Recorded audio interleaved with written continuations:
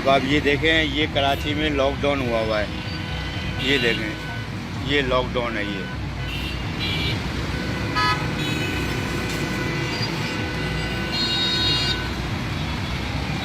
ये इम्तियाज़ के नीचे लॉकडाउन है ये।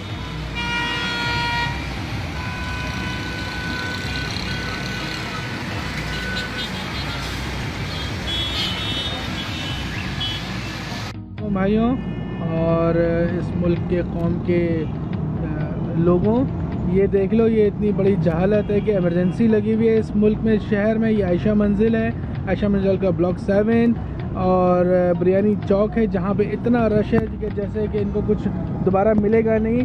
अल्लाह माफ़ करे कि ये पता नहीं क्या चाह रहे हैं इस कौम और इस मुल्क के लिए, कि ये किस तरह की कौम है कि ये देखो चूटियों की तरह, मक्खियों की तरह टूटे पड़ी है ये आवाम, और इनको इतना एहसास नहीं है कि ये इनके साथ क्या होने वाला है।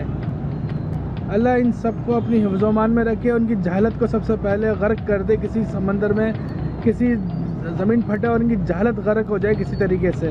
ये आप देख सकते हैं, जैसा कि ये देखिए, ये हाल है इस कौम का। ये देखिए, ये कौम का ये हाल है, इस कौम की जहालत का ये हाल है। आलम देखें ज़रा आप, इमरान बेकरी और के सामने की जगह है जहाँ इतना रश लगा हुआ है। ये देखिए।